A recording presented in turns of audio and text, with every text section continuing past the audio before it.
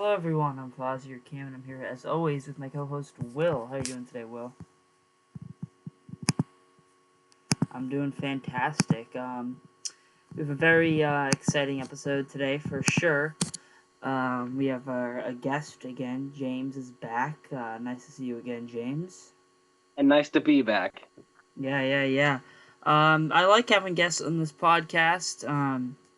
James is probably the best guest we've ever had. So, yeah, you're always glad to have him on the podcast for sure. But before we really dive into this episode, I kind of just wanted to talk about the Stephen Colbert show cancellation real quickly. I'm very upset by this, and I am planning maybe on making a whole separate video just breaking this whole catastrophe down.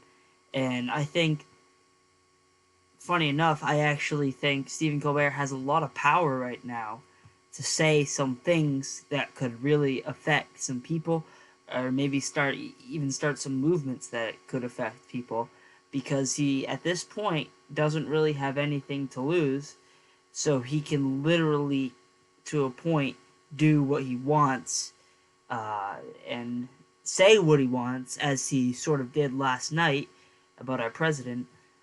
And so yeah, I'm anxiously anticipating what else he's gonna say, because there's certainly a lot of things he can say, especially now that his show's canceled. But yeah, that was just my right off the bat um, reactions to that. And like I said, I'm very much considering doing its own and a separate video on that, just because of how um, insane it all is. And I know, Will, you're also annoyed by that. You're probably more of a Stephen Colbert fan than I am, right? Yeah, I mean, I haven't done like a deep dive into the cancellation of his show just yet, so I'm not going to speak in depth on it until I read more into it. But all I will say is I hope the cancellation of The Late Show with Stephen Colbert is not a greater sign of a dying late night industry, because I think having late night talk shows out there is so great. Like, when we think about like any movie that we're excited about seeing, whether it's a Marvel movie or a Star Wars movie or something else, actors from those movies are going to go on one of the late night shows, whether it's Stephen Colbert's show or Jimmy Kimmel's show or Jimmy Fallon's show. I just think these late night shows are a great way to promote some of our favorite movies that we go to see at the theater. And look, I mean, I wouldn't put Stephen Colbert over Jimmy Kimmel or Jimmy Fallon. Like to me, Stephen Colbert kind of has a bit of a coldness to him, where that I feel like Fallon and Kimmel don't. So that's always drawn me more away from him than Kimmel and Fallon. But I certainly wasn't rooting for him to lose his job, because I certainly think he did his job at a poor level. I think that's far from the truth. So, like I said, I haven't done a deep dive into reading into all the reasons behind this yet, so I don't want to speak on depth until I have greater knowledge of the situation. But I'll just say that I hope that the cancellation of The Late Show with Stephen Colbert isn't a greater indication of late night shows dying, because I think that would be super sad, because I think they're just such useful tools for promoting stuff like our favorite movies that we go to see in the theaters. I completely agree with you, Will. I mean, especially like the Saturday Night Live format. That if they're gonna get rid of Stephen Colbert, what's there to stop them from canceling a show like Saturday Night Live? And unfortunately, I think it might be the truth. It might be dying out, and that's. I mean, look at the ratings. The Colbert Show had far higher ratings than both Jimmy Kimmel and Jimmy Fallon, which were his two competitors, to a point, and he was the one who got canceled. So, I mean, take that as you will. Also, I just want to clear the air here. Stephen Colbert was not fired, like our president said in his Truth Social tweet or post. Um, yeah, he was not fired from his position. The show was canceled. There's a difference there that the the leader of our country just, I don't know, maybe he wasn't able to tell the difference. But whatever. Yeah, it's not my business whether he knows the difference between cancellation and firing. Whatever. I'm very upset by this. Anyway, moving on from that. Last episode, I think it was, I talked about Jurassic World Rebirth because I had seen it. Honestly, I wasn't gonna see this movie. I mean, I liked the Jurassic franchise to a point, but I had like almost zero interest in seeing this new Jurassic World movie. But then I saw it on a day where I had nothing else to do, so I might as well. I went and just saw Jurassic World. Um, I gave my thoughts on it last episode, but just to sum that up right now, I didn't like it very much. I thought the visual effects were very impressive. I thought Mahershala Ali gave a great performance. And that was about all I had for praise for the movie. But if you want to hear my full thoughts, definitely refer back to last episode. But Will, at that time, had not had a chance to see this, and we didn't have James on the podcast to talk about it either. And as we can see here, James is also a fan of the Jurassic series, just based on his shirt alone. So, I have no James, idea what you're talking about. James, why don't you start by giving us your thoughts on this new Jurassic World movie? Now, I will say, I have been a diehard fan of the Jurassic series from when I was a little kid up to now. I always enjoyed seeing the first three, which are the best ones, in my opinion, hands down. And ever since then, I've gone and seen like the next three as well in the theaters. I will say this: I was a bit worried going into seeing Rebirth, just because I did not enjoy Jurassic World: Fallen Kingdom or Jurassic World Dominion. I just they weren't my favorites, and like especially comparing it to some like the classics, like the first three, like I said, and I feel like even Jurassic, like the first of that trilogy, Jurassic World, did things a bit better in my opinion. But when I went and seen Rebirth, I was surprised in good ways. Some ways not as good. I will say, like, I did really like. I enjoyed this a lot more than the last two. I will say that. I'd say, like, if I were to rank it, it would probably be just as good as Jurassic World. I would say. I liked the concept of like the different mutant dinosaurs, like the Distortus Rex, and the Mutodons, the ones with like the big raptors with wings. I liked that concept, and I'm a huge fan of Scarlett Johansson. I've seen her many times as Black Widow. I've seen her in a couple of other things as well. And I thought she and a lot of the other actors gave really good performances, in my opinion. And yeah, but I will say this. One of my biggest critiques about this movie is that, like, sure, we got to see like in general, we got to see the dinosaurs like throughout almost the entire movie. Because if we didn't, it wouldn't be a dinosaur movie.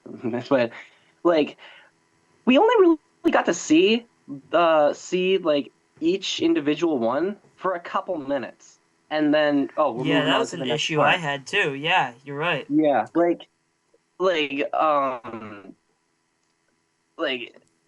it was weird going from like the Velociraptor being one of the most like one of the creatures that has the most screen time in every single movie.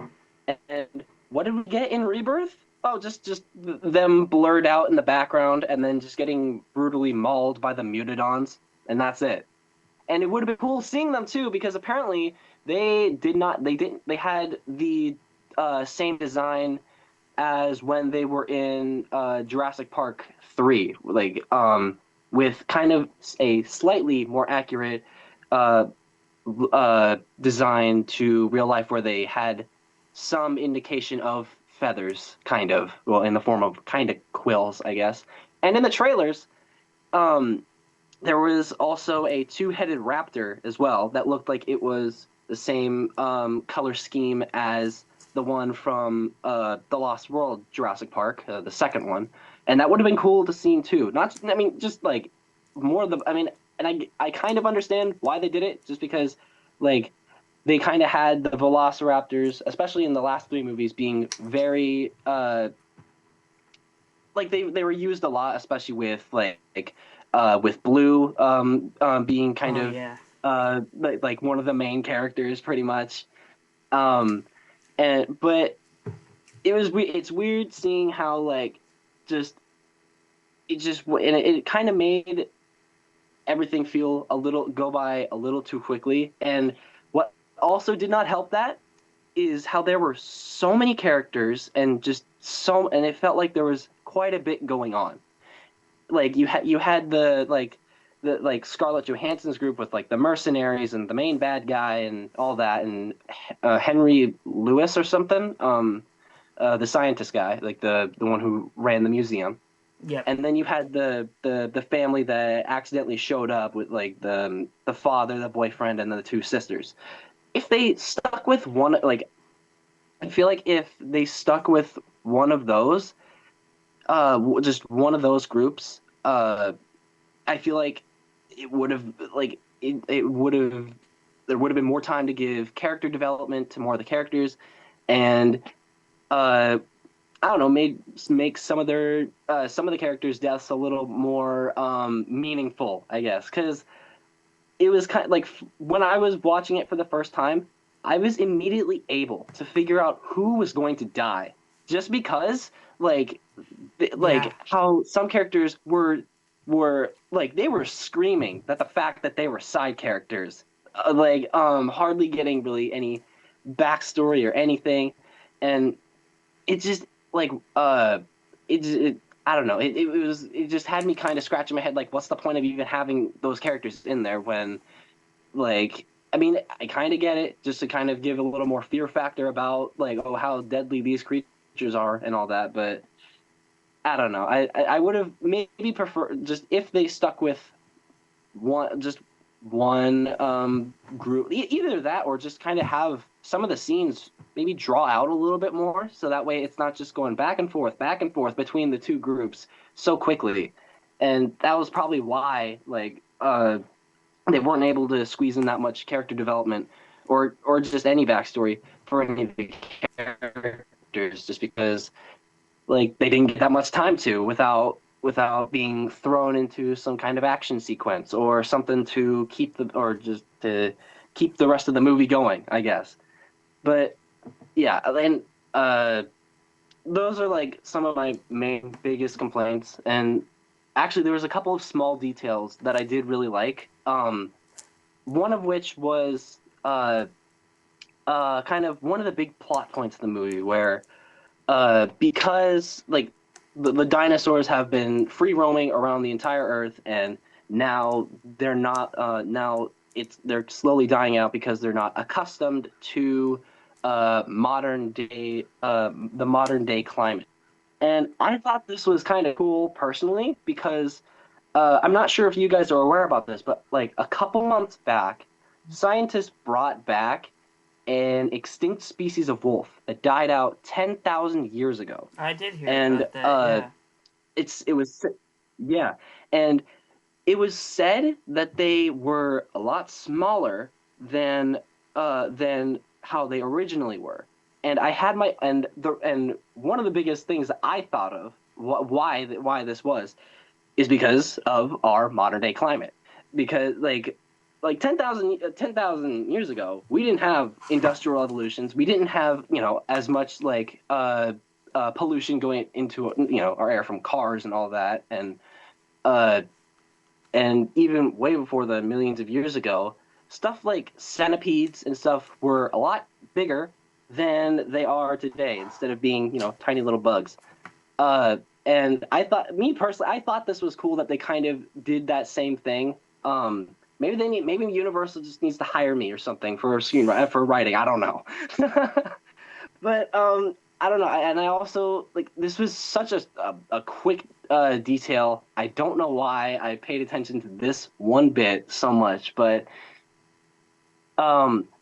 during when they were trying to get the DNA from the eggs of the Quetzalcoatlus, and Henry he falls into the water and stuff. There are some Compsognathus, like the tiny little things. This time they weren't like gray or brown coloring. They were a very bright red and bright blue, which in real life usually that determines with lizards or snakes or anything that they're usually very venomous or deadly in that way.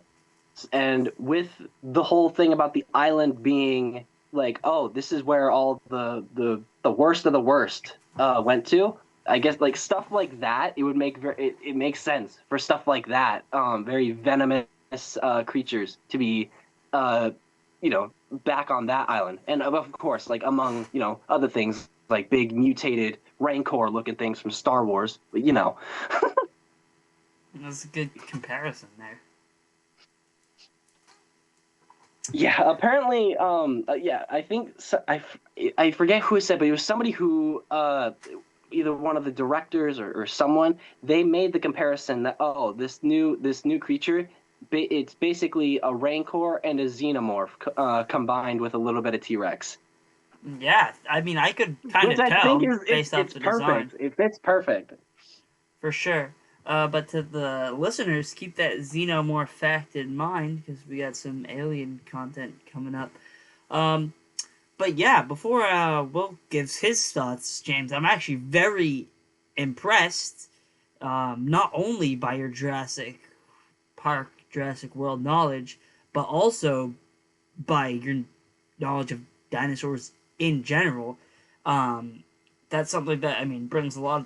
I wish I liked this movie so I could really dive into it and break down everything that I was into about it, So, yeah, I'm very impressed with that, James, for sure.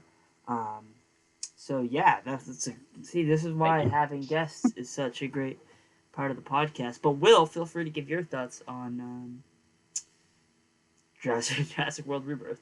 Yeah, so let me just start by saying I think the Jurassic franchise, and I refer to it as the Jurassic franchise because they had obviously originally Jurassic Park for 3 movies, and now they've done 4 Jurassic World movies. So I'm going to refer to it as the Jurassic franchise just to talk about the franchise as a whole.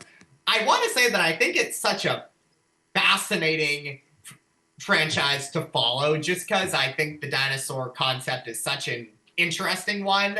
And even if there are movies like Fallen Kingdom and Dominion that maybe aren't the best movies, like I can still pick up interesting things while watching them, even if they're not great films. Like I can still have an interesting time watching them just to see, what are they doing with the dinosaur concept in this movie? So I want to start by saying I think the Jurassic franchise is just a super fascinating one to follow, and also a fascinating one to follow because they've had different actors lead the franchise in different movies, and they've gone on a really interesting journey from having Sam Neill and Laura Dern and Jeff Goldblum as the stars of the first movie. Then in The Lost World, Sam Neill and Laura Dern nowhere to be found, and it's Jeff Goldblum as the star of that movie. And then Jurassic Park 3, Jeff Goldblum nowhere to be found, and Sam Neill is the star, and Laura Dern is reduced to a super small role. And then they do the recent Jurassic World trilogy with Chris Pratt and Bryce Dallas Howard. Jeff Goldblum cameos in Fallen Kingdom before finally, after probably like 30 years, Neil and Laura Dern and Jeff Goldblum finally get to reunite in Jurassic World Dominion before they decide to kind of restart the franchise again with Jurassic World Rebirth with this Mahershala Ali. Which I wasn't Yeah. a fan of that whole concept of restarting something once it was finished. But Right, whatever. yeah, but I guess they decided to bring in a new trio with this Mahershala Ali, Jonathan Bailey, Scarlett Johansson group. So I want to start by saying, like, I think this is just a fascinating franchise to follow along with because it has a super interesting dinosaur concept, and they've just had multiple people be stars of different movies in the franchise, which makes it interesting. And I want to say that I completely agree with James that I definitely think this was an upgrade over their most recent two films, Jurassic World Fallen Kingdom and Jurassic World Dominion. I'm in total agreement with James that this was a better movie than those two films. I'll agree with that, yeah. But I think where the Jurassic franchise is struggling and why I think they should consider, I mean, look, do I think this is the end of the Jurassic franchise? No. I think as long as Rebirth does well at the box office, they'll make more films. But I think where the Jurassic franchise is struggling, even if Rebirth is a better installment than their most recent two, is that when the original Jurassic Park came out, like, people had never seen dinosaurs on screen in live action like that before, and it was just like, whoa, like, this is amazing. Like, we've never seen something like this in a Hollywood movie before. That like this is amazing to see. And in the 6 films following that, it's like, it's been fun to see the dinosaurs, but not as fun as the first one because we're more used to them, and the freshness of seeing them for the first time just isn't there in the same way. So, like, for whatever new movies the Jurassic franchise decides to make going forward, I'm going to be really interested to see if they can come up with new dinosaur concepts to do, because we're just kind of at a point now where it's like, boy, like, how much more can you do with this concept that's been used for 7 movies now? So I definitely think Rebirth is an upgrade over Fallen Kingdom and Dominion, but I think the franchise ever since 1993 has been struggling to recapture the magic of the original film, and I don't think any of the sequels have been able to touch the magic of that first movie. Yeah, I'm in agreement with you. There's obviously something special that was captured in the first Jurassic Park. For sure, obviously, Steven Spielberg played a big part in that.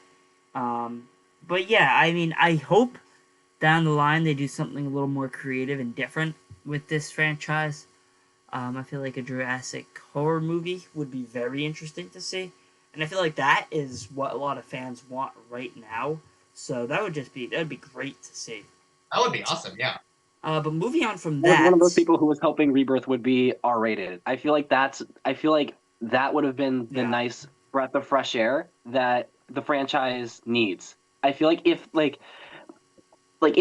they were to try and do a bit of a because I feel like with one thing I didn't get to say was, like, with this movie, like, it feels like they checked the boxes. Like, it felt safe, but like, oh, they got a mutant now. Like, didn't they already do that with with Jurassic World with the Indominus Rex, and then that whole trilogy they kind of did it. Yeah, exactly. Yeah. So, like, I feel like if they did not hold back with throwing a bit more blood in there and all that, and made things a little more serious, like, especially with this movie, with how it's supposed to be, these are like the most dangerous creatures that are out there in terms of the dinosaurs. That and then throw an R rating on that. Can you imagine how horrifying that would have been? Oh yeah, for sure. That would have been crazy. I'm in complete agreement with you, James. Yeah. Um, Like there's a couple of smaller movies that have come out that are horror movies that do the whole dinosaur concept. One of which was from 2023. It's called 65. It's has Adam Adam Driver in it. Driver, Also, right? Yeah. yeah, yeah. And it was made by the same people who did the A Quiet Place movies, which I love those to start off, um, and not to mention that I also thought Adam Driver was good in Star Wars, and the whole dinosaurs Yeah. thing. Mixing that together was a lot. It felt like it honestly felt like a breath of fresh air uh compared to like Fallen Kingdom and Dominion, which were the more recent Jurassic movies that came out at the time. And now we're getting another one similar to that called Primitive War. And I don't know too much about it, but it's coming out this August, and it's another horror movie that deals with dinosaurs in I guess the forest during a war or something like that. I Okay. would have to do a little, yeah. And that looks very interesting to me, and that's something that I will definitely be watching. And I'm not entirely sure if it is. I'm sure it's R-rated. I'm sure it is. Um, but yeah, I feel like if Universal were a little more smarter, instead of cash hungry, I feel like they would, do a bit of a risk and maybe just try it out at least once. And I feel like if it were to be successful, then it would make Universal a lot of money for an R-rated Jurassic Park movie I'm or definitely Jurassic with movie. you. Yeah. Due to a time crunch, we had some technical difficulties earlier. We're gonna do a little lightning round on our Alien Earth discussion. So right off the bat, Will, how do you feel about this upcoming Alien show? I'm in wait and see mode. I definitely didn't think it was a bad trailer. I think it's interesting, that they're not doing the whole alien story in space, but they're bringing it to Earth now. I think that's definitely an interesting direction to take it in, but the trailer didn't also make me go like, oh my gosh, I need to be like bouncing off my seat excited for this show. So I would say not a bad trailer, but didn't knock my socks off either. Now, James, what are your thoughts on this upcoming Alien show? Um, I pretty much have the same thoughts as you guys. I wasn't blown out of the water by the trailers, but I will say the concept of the xenomorphs and aliens that we have seen depicted being in space or other planets and stuff like that, now being down on Earth, pretty much, where we live pretty much. Very cool concept, but actually this is not the first time that this has happened. This is the second time. Um, there were two movies where um, there was a crossover between Aliens and the Predators, Oh, and yes. yeah, and it all took place. Like I think, I know one of it. The first one took place in uh Antarctica. I think there was like a xenomorph temple or something like that. I haven't seen those movies in a while. The second one, I can't remember where it takes place, probably because of how half of the movie is almost pitch black. But I mean, I guess those movies are kind of null and void because in the end everything gets nuked. And I wish I was kidding there. Oh, But okay. I think yeah, but I think that would be a very cool. I think it's a very cool concept. Having the aliens and stuff uh, on Earth, and yeah, and I'll like I said, not blown out of the water just yet. I'll have to watch an episode or two to see if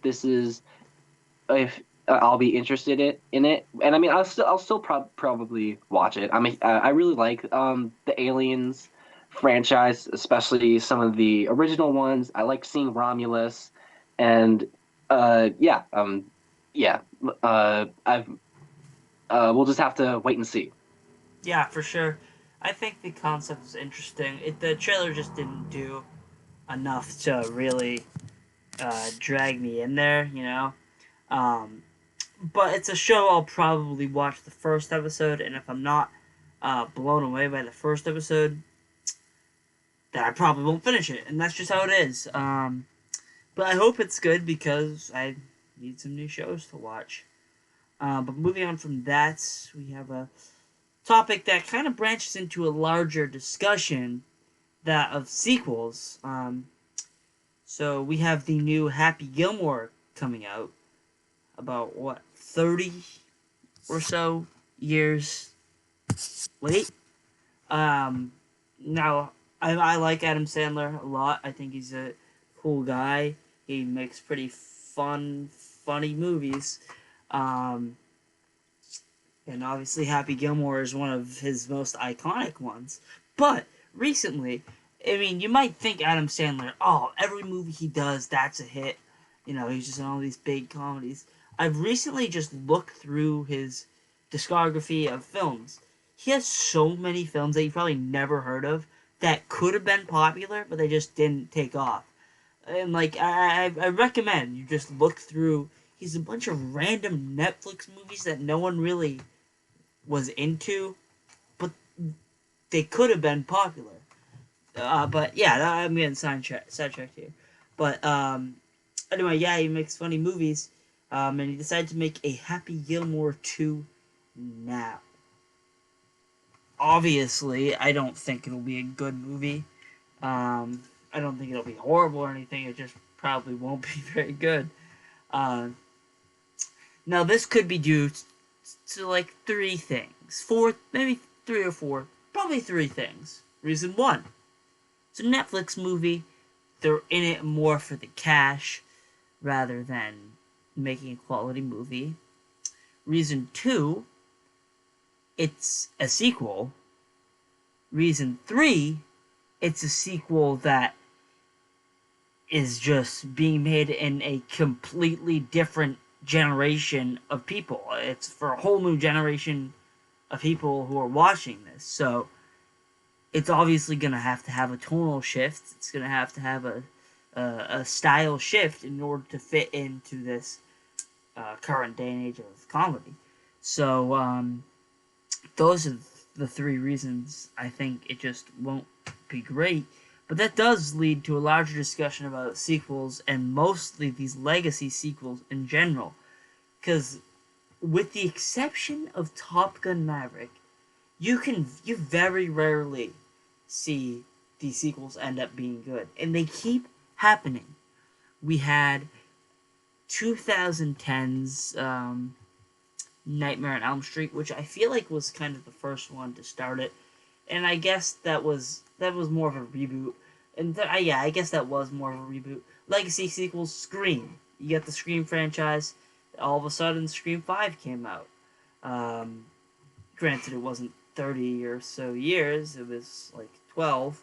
But still, that's a long time in between movies. And I guess it was good for that. But then you have the Halloween Legacy sequels. Not as good. And now, very recently, the I Know What You Did Last Summer Legacy sequel. And I'm sensing a theme. I feel like it's mostly horror movies. But so I feel like it's a weird concept making these movies this late. And the fact that it isn't really working for anyone except for Tom Cruise and the Scream franchise, I think that fact alone should probably be discouraging filmmakers from doing it. But no, Adam Sandler is going to go out there and he's going to make Happy Gilmore too. So yeah, I mean, Will, what are your thoughts on this whole predicament? Yeah. Like, I'm not saying once in a while you can't have a great sequel. Like, I thought Top Gun Maverick was like a great sequel. Like, everything I could ask a sequel movie to be. I thought Ghostbusters Afterlife was a really well-made sequel. So I'm not saying that there can't be sequels once in a while out there that are well done. The issue is that with these legacy franchises, I'm just seeing way too many that leave me scratching my head.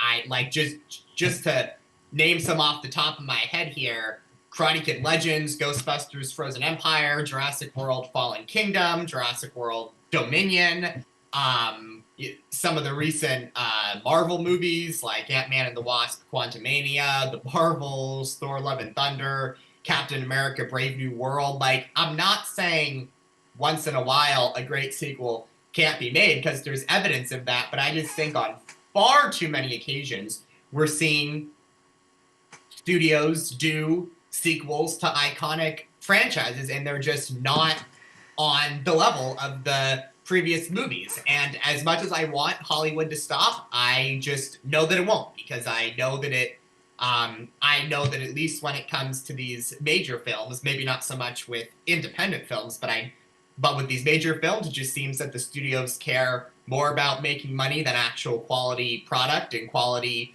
material, at least some of the time. So I'm not saying great sequels can't be made once in a while. We've seen that, but I'm just seeing far too many that are leaving me scratching my head. And as much as I wish Hollywood would stop making them, I just don't have faith that that'll be the case. Yeah, me as well. Like I just said. But also, if you're just going to look at sequels in general, not just these legacy sequels that come out years after the original, but sequels in general oftentimes hurt the first movie. For example, Jaws 1, arguably the greatest movie of all time. Then you have Jaws 2, which is arguably one of the worst movies of all time. I mean, personally, I enjoy it, but it's obviously not even close to being on the same level as the original. So in some people's eyes, they watch Jaws 2, and then they start to think to themselves, was Jaws 1 even that good? Where, yeah, it was. But the line can be blurred after you watch that ridiculous Jaws 2.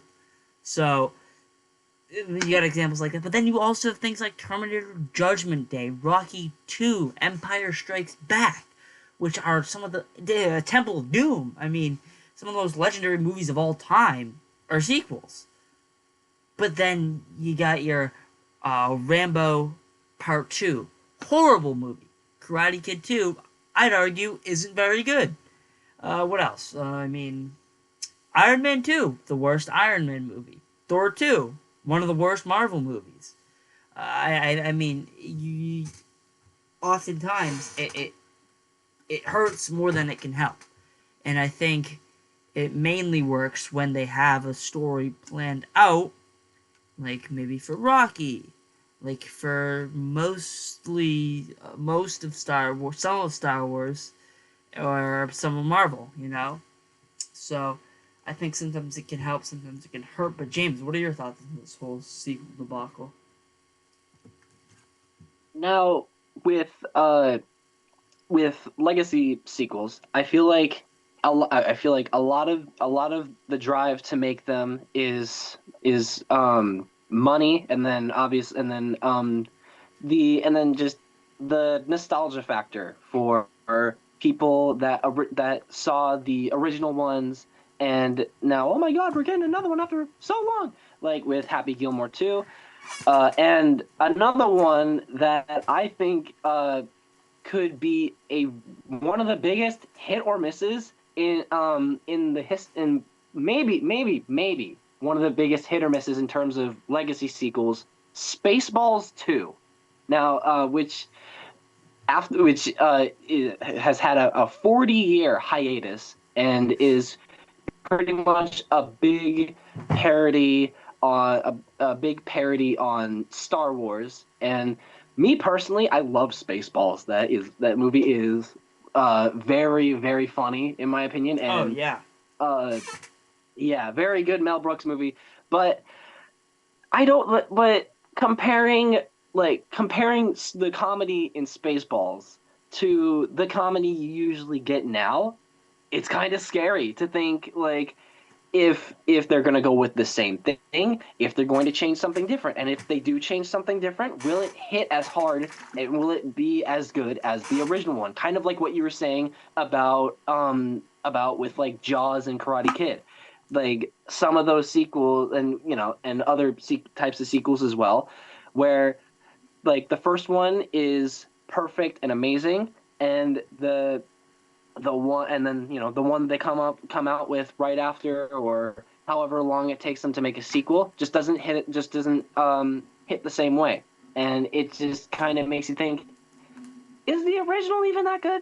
Because Yeah. usually it is. Jaws is, like you said, possibly one of the best movies of all time, and definitely in my opinion is one of the best blockbusters of all time.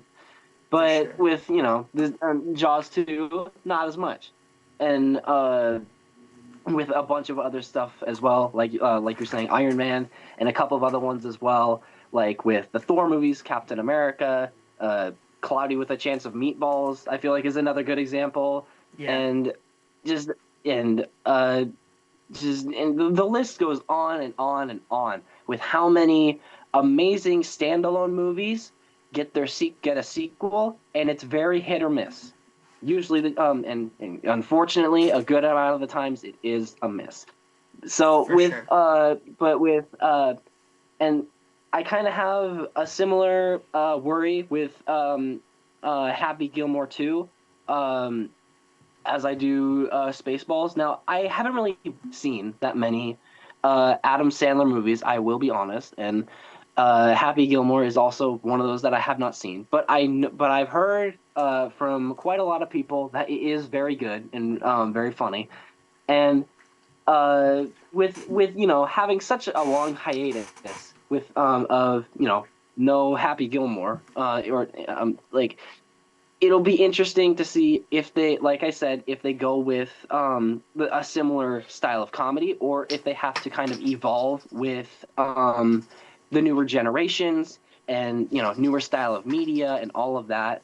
Um, and it'll just be interesting to see. But I'm not like completely down in the dumps about it, because uh, also, like said, there have been plenty of sequels that could be seen as better than the original, possibly. Like Empire Strikes Back. I'd argue Deadpool and Wolverine as well. Yeah. I mean, even if you don't agree with it in your opinion, the numbers don't lie. The numbers don't lie. For um, sure. but yeah, there's there's been plenty of sequels or prequels or whatever that have come out that have have either held kind of had the mantle passed down and kept a franchise alive, or just kept a similar vibe and performed well in the box office and all of that. So there's a good chance that these movies could be very good, but with the time that with such a long time between them, and uh, with how movies are now, and with how like social media is, and what's and everything else in between, it's hard to say. It's hard to say with movies that have come out 30, 40 years ago and now are getting a sequel. And it's hard to say, but I've got hope for these movies. I will definitely watch Happy Gilmore 2 and 1 Yeah. before seeing the second one. And I'll definitely be there to see Spaceballs day 1, Spaceballs 2. Yeah. Same. But yeah, before we wrap up this episode, James, I actually have a question. Have you seen all of the Jaws sequels? Um, I haven't. I've seen. I think I've seen like one or two. It's been a hot minute. So I don't remember exactly everything. But I do know that the first one is definitely uh the best, but like the second one, from what I remember, not as good. For I sure. will say, but yeah, like I said, it's been a hot minute, but um, I mean, I do remember, little bits and pieces from some of those movies. Yeah, for sure. So before we wrap up this episode, this isn't just for James. I've said this to Will. This is for the whole world to hear. Okay? What obviously Jaws 1. Watch Jaws 1. Arguably, like I said, the greatest movie of all time. Then watch Jaws 2. Not a great movie, but it's a very fun movie. You get to see Chief Brody again playing the same character from the first again. Granted, he essentially goes through the same exact character arc, but I mean, if you liked the first one, you're gonna have at least fun with the second. Then watch Jaws 3. I stand by this to this day. Jaws 3 is one of the most underrated movies of all time. Maybe. Do I think it's a good movie? No. It's probably just not a great movie, technically. But if you're willing to almost completely shut your mind off and just enjoy what you're watching, I think you'll be able to enjoy it. It's intentionally sometimes very funny, but more than not, it's very unintentionally hilarious. It was filmed to be a 3D movie, because at the time, that was a big trend. They didn't make another version, so you can only watch Jaws 3 in 3D, and if you're anything like me, you don't have 3D glasses in your house. So there are so many weird shots that are supposed to be 3D, but if you don't have 3D glasses, then they're not. But watch the movie. It's so much fun. It's literally one of the most fun movies you can watch during the summer. I mean, that's a summer movie if I ever heard it. I mean, it's not scary at all. The visual effects are horrible, but it's a lot of fun. Jaws 4, that's where this whole push to watch Jaws 1 through 3 goes off. Jaws 4 is really bad. Jaws 4 is boring. It's sad, and why would anyone ever want to watch a summer blockbuster that not only is sad, but also takes place during Christmas time, which was such a weird decision. But yeah, watch Jaws 1 through 3. That goes to Will, that goes to James, that goes to the entire world. I will spread this gospel till I die. I just want people to experience these three movies the way that I experienced them. But with that wraps up this episode of the Everything Podcast. Will, thanks for joining me as always. And James, thank you very much for joining us. I very much appreciate Thank you for having me. Of course, I very much appreciate the Jurassic Park / world discussion that was had, and a lot of the knowledge I was very impressed with that you brought to the table. And I also want to point out, if you go back and listen to your first appearance on the podcast, and then once this comes out, you listen to this. This is me. I think you can literally hear the improvement. Usually, I know, Will, you can probably agree with me here, when people first come on a podcast, including us, obviously, you hear a lot of whatever, a lot of weird transition words, because a lot of people don't know how to talk on a podcast, and I still don't know how to talk on a podcast. But I mean, if you compare your first appearance, James, to this one, it's miles. It's so much improvement. Very impressive. We've had guests come back a few times, and they're still not able to fully get down podcast stuff. So very impressive there. Thank you for joining us, James. Happy to have you back. And thank you all so much for watching this episode of the Everything Podcast, and we'll see you next time.